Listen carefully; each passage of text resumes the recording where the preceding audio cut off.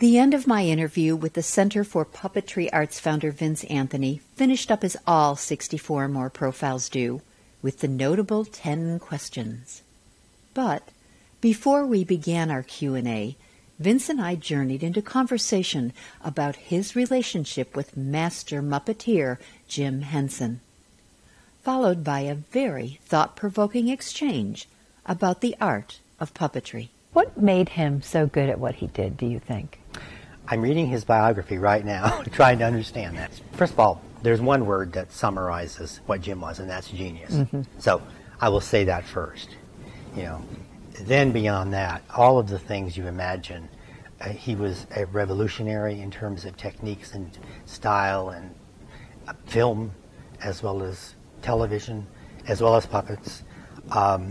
He was a visionary. I mean, all the things you can say, all the superlative things you can say about a human being, you can say about Jim.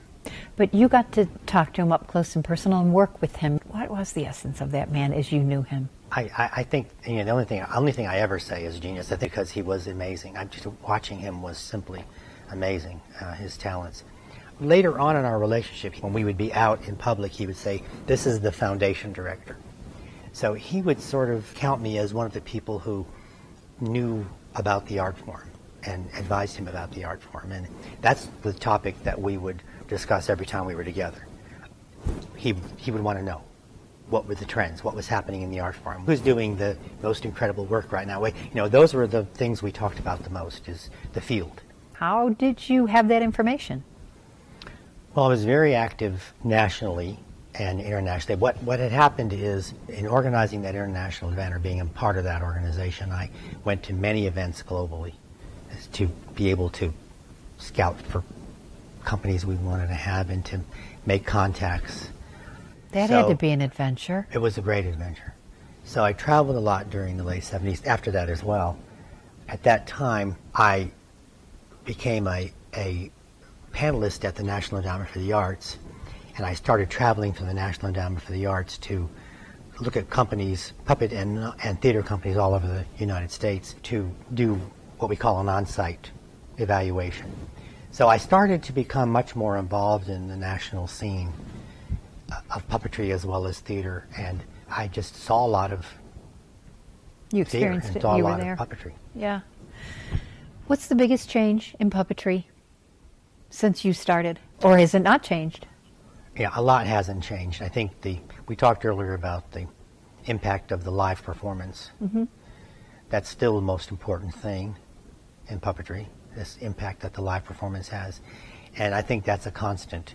Contact between the public and the puppet has always been the most exciting element, and I think it remains the most exciting element. That object still has an incredible connection with the person viewing it.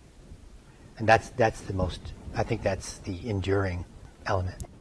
To take it to the next step, if a performer, let's take Sesame Street because it's the easiest thing in this case, what I want to ask. If a performer is Big Bird for 20 years and all of a sudden the performer dies, does Big Bird change with the next person that goes inside that costume? I think that's a very good question, and I don't have an answer for that. I think it remains to be seen. In this case, the Big Bird person is still alive, and we would have to see if it changes. I think what I can correlate it to is Kermit.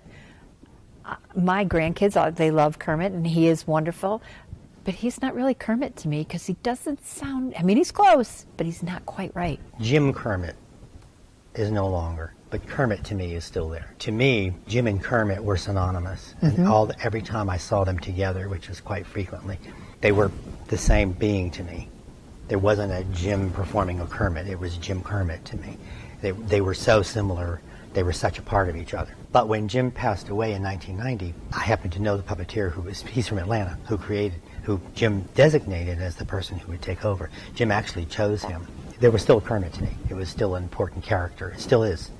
So I guess what you're suggesting to me is that I need to change my mindset and understand that Jim Kermit is no longer, but I still have Kermit. It's just Kermit now. So I have to allow for the differences. Well, if you can. I mean, the wonderful thing about the puppet is, again, it's the object that is living and breathing to you. Right. And it'll be your own determination. For instance, people ask me all the time about puppets in our museum, and there are puppets in the museum that when I walk by the case, I imbue them with life. I can see them living and breathing. I mean, because of the incredible work that was done by a puppeteer, each of us has the ability to, and needs to have the ability to make that puppet come alive when we view them, either in performance or in any other context. In our own imaginations. In our own imagination. Who is the most important person to you? Well, I think probably the most important person to me in my career has been Jim Henson, obviously. What is most valuable to you? A sense of self-worth, maybe, is what I would say. I would suggest you must have a pretty good sense of that these days, I would hope. What makes you happiest? No matter when it happens, no matter when you do it or how it happens, it just makes you happy. Seeing people smile. What do you enjoy doing the most? Making things happen. What is your biggest life fear, and how have you or do you overcome it? I would say inability to accomplish my goals.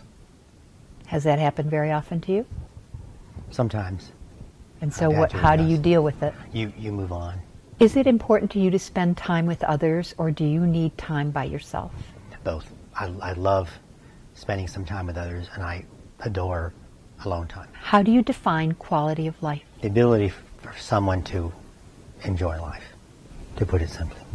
Do you consider what society deems as important in your life, or do you tend to march to your own drummer? Own drummer. It's an easy one. Awesome. If I did, I'd still be in New York, never leaving. What is your lifetime dream? Well, I'm living it. I'm living my lifetime dream.